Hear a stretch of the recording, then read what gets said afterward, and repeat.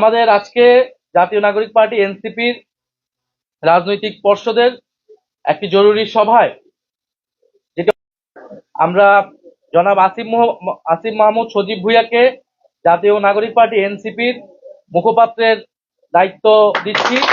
পার্টির পক্ষ থেকে তাকে মুখপাত্রের দায়িত্ব প্রদান করা হয়েছে এবং আপনারা জানেন যে এনসিপি নির্বাচনী যাত্রায় পুরোপুরি ঢুকে পড়েছে এবং এই নির্বাচনকালীন সময়ে এই নির্বাচনে কর্মযোগ্য এই গুরুভার এবং আমি এই সময় সংগঠনটাকে ধরে রাখার জন্য জনাব আসিফ মাহমুদ সজীব ভুঁইয়া তিনি এবারে নির্বাচনে অংশগ্রহণ করবেন না, বরং জাতীয় নাগরিক পার্টি এনসিপির মনোনীত প্রার্থী যারা রয়েছেন তারা যাতে জিতে আসতে পারে এবং সংসদে গিয়ে বাংলাদেশের মানুষের গণ অভ্যুত্থানের পক্ষের কণ্ঠস্বর হয়ে উঠতে পারে সেজন্য তিনি কাজ করবেন। এবং এ কারণে জনাব আসিফ মাহমুদ সজীব ভুঁইয়াকে আমাদের জাতীয় নাগরিক পার্টি এনসিপির যে নির্বাচন পরিচালনা কমিটি সেটার প্রধান হিসেবে দায়িত্ব দেওয়া হয়েছে। আমাদের যে আকাঙ্ক্ষা, সেই আকাঙ্ক্ষা বাস্তবায়নের জন্য এই নির্বাচনকে কেন্দ্র করে আবারও সময় এসেছে ঐক্যবদ্ধ হওয়ার। সেই জায়গা থেকে আমি জাতীয় নাগরিক পার্টি এনসিপিতে আজকে যোগদান করছি এবং আমি আসন্ন ত্রয়োদশ জাতীয় সংসদ নির্বাচনে অংশগ্রহণ করছি না।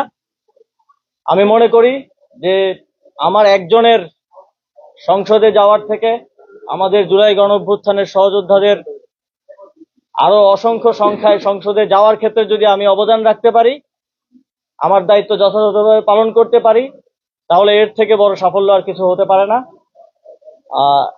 এবং এই নির্বাচনে যেহেতু আজকে যেই নমিনেশন জমা দেওয়ার শেষ দিন ছিল, সবাই নমিনেশন জমা দিয়েছেন।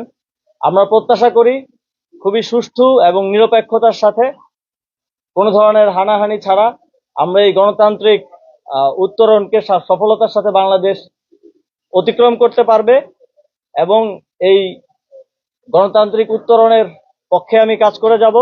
এবং একই সাথে আপনারা জানেন এই নির্বাচনে দুটি ব্যালট থাকবে।